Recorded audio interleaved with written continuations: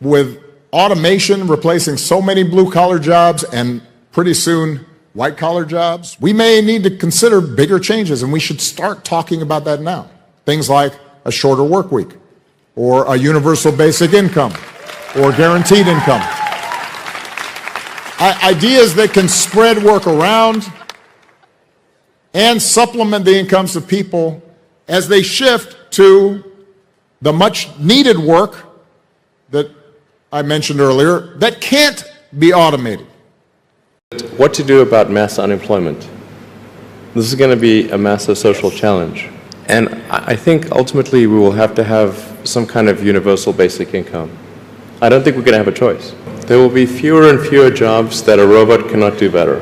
And I want to be clear that these are not things that I think that I wish would happen. These are simply things that I think probably will happen.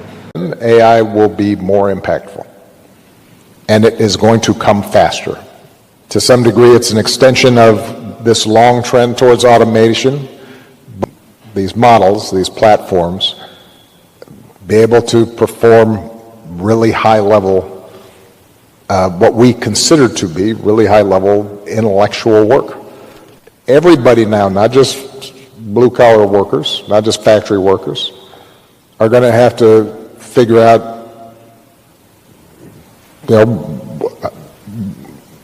where do I get a job? How do I get enough income to feed my family? Think about the benefits of digital money. There are huge potential gains. It's not just about digital forms of physical currency. You can have programmability, units of central bank currency with expiry dates. You could have, as I argue in my book, a potentially better and some people might see it, or a darker world where the government decides that units of central bank money can be used to purchase some things, but not other things that it deems less desirable. Give a type of money that can only be spent for a specific number of reasons. And some worry about that state control or whatever, but like in this particular narrow use case, you want to give checks to individuals to get the economy moving again. Yeah. So if you think of programmable money that expires if you don't spend it. And we shouldn't be stockpiling Bitcoin. We should be stockpiling guns, bullets, tanks, planes, drones, rare earths. We know what we need to do. This is not a mystery. Did you say stockpiling Bitcoin? I said we shouldn't be stockpiling Bitcoin. Oh, it shouldn't be. Okay. We should be stockpiling bullets. You are going to see a crack in the bond market, okay? It is going to happen. And I tell this to my regulators, some of who are in this room, I'm telling you it's going to happen, and you're going to panic. I'm not going to panic. We'll be fine. We'll probably make more money, and then some of my friends will tell me that we like crises because it's good for J.P. Morgan Chase. Now, the biggest one underlying both that is the enemy within. I'm not as worried about China. China is a potential adversary. They're doing a lot of things well. They have a lot of problems. What I really worry about is us. Can we get our own act together, our own values, our own capability, our own management? What you heard today on stage was the amount of mismanagement is extraordinary. By state, by city, for pensions, and that stuff is going to kill us. And I always get asked this question: are we going to be the reserve currency? And no, if we are not the preeminent military and the preeminent economy in 40 years, we will not be the reserve currency. That's a fact. Just read history. If we are not the preeminent military and the preeminent economy in 40 years, we will not be the reserve currency. That's a fact. Just read history.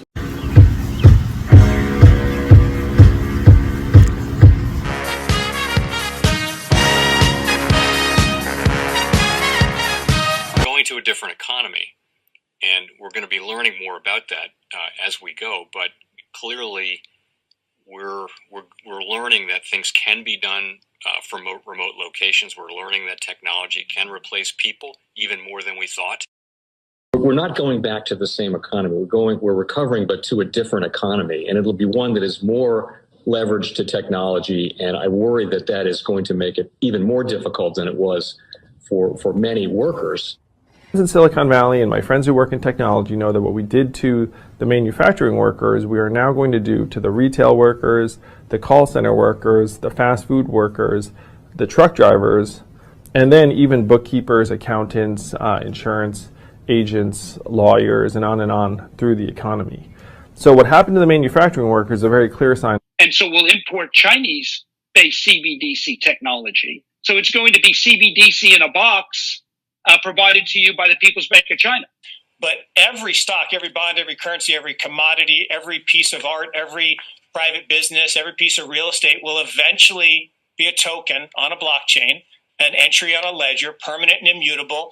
We will have truth instead of trust, and we will save over $7 trillion a year. 6 to 8% of global GDP is wasted by the friction of the trust industry that's necessary when you have dual entry accounting.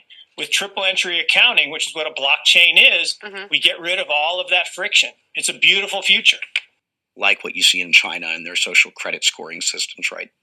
If we get identity wrong, it could be a tool to enslave humanity. And if we get it right, it could be a tool to liberate humanity. And as an American, I'm obviously rooting for the one that's on the side of freedom. Bitcoin is an international asset. And also, I do believe the role of crypto is it's digitizing gold. I actually believe this technology is going to be very important.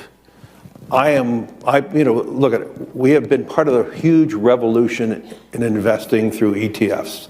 We believe that ETFs will be changing the whole way we invest. Many people still use it as a means, people are investing it for indexing. No, the majority of people who are putting money in in ETFs are active investors that are buying exposure. The entire bond market is being transformed as we talk right now.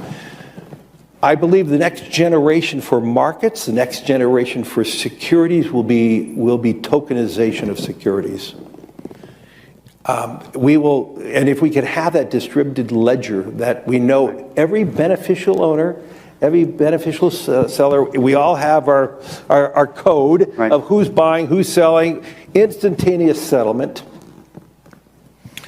And think about it, it changes the whole ecosystem. Chinese bank ICBC has been hit by a ransomware attack, and the U.S. Treasury market, as a result of that, has been disrupted. This, according to the Financial Times. We're getting it more right now with Bloomberg's Shonali Bassick. Shonali, what do we know? Listen, we have the Financial Times now reporting that ICBC, one of China's largest banks here, was hit with a ransomware attack.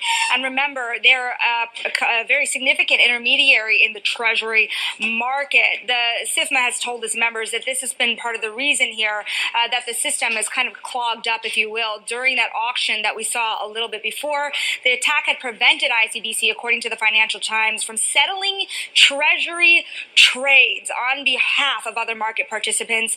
A large executive at a major bank also telling the paper that such a large party on the fixed income clearing corp creates major concerns, potentially impacting the liquidity of Treasury markets. Now, it was not just a poor auction.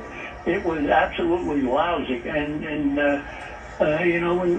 when the dealers have to step in to save a treasury auction, that's a rare occurrence. And welcome to the Crypto Teacher. And guys, please like and subscribe if you do like what you're listening to. Please inform your friends and family and spread it all over social media.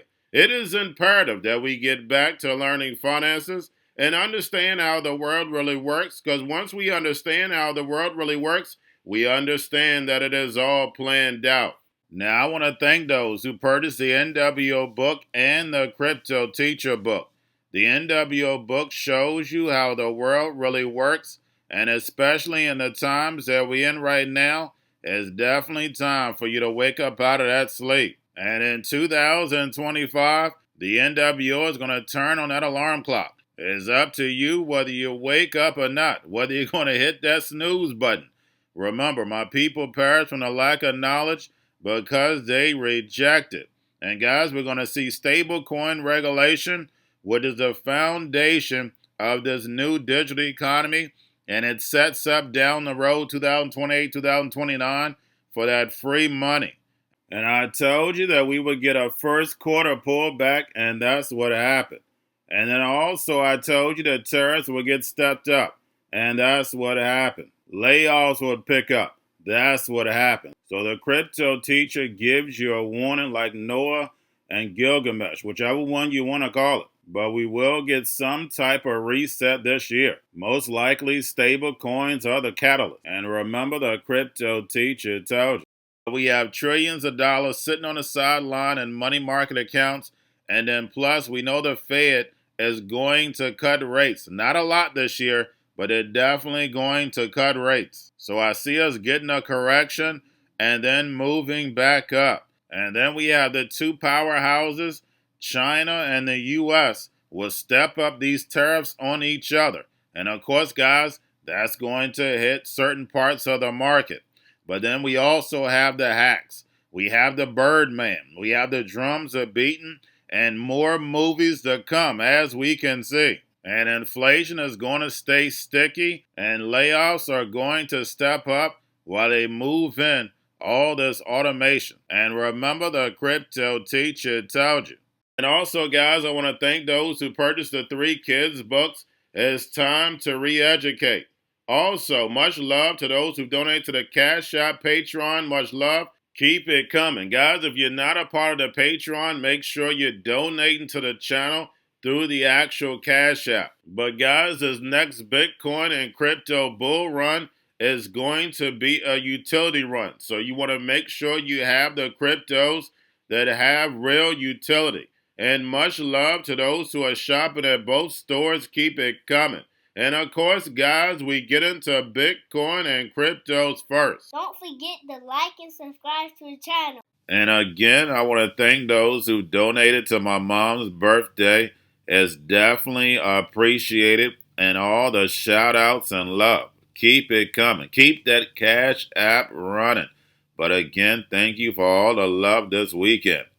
But let's get into crypto. We have Bitcoin and crypto made a move up last night and this morning. Now I'm pulling back as I'm doing this video.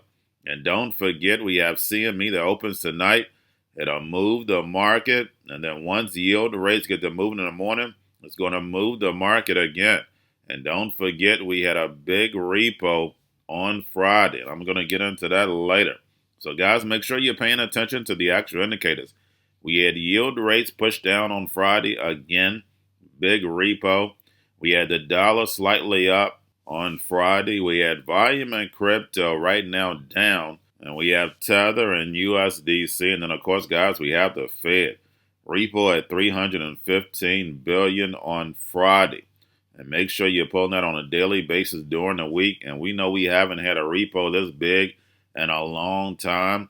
And that just lets you know how bad things are, and they're trying to control this long end so the stock market doesn't crash. And we see all the manipulation they're doing to hold this thing up until they're ready to pull the rug. And remember, the crypto teacher told you. But we know the Fed wants to keep rates higher for longer to destroy this legacy market so Trump can build this fourth industrial revolution, where the robots, algorithms, and drones take the economy over, pay each other with crypto, and the sheep go inside the metaverse. And then, guys, we have the Fed meeting June 17th and 18th, and all the banks now are saying we're not even going to get a rate cut in September. So we know yield rates are going to continue to climb, but we're seeing cracks in the jobs market. The jobs market is definitely taking a beating, and eventually the Fed has to cut because of the jobs market. It's not because of inflation. Because if it was inflation, they could cut 100 basis points right now. They're waiting to break this jobs market. Remember, they're trying to bring in the machines.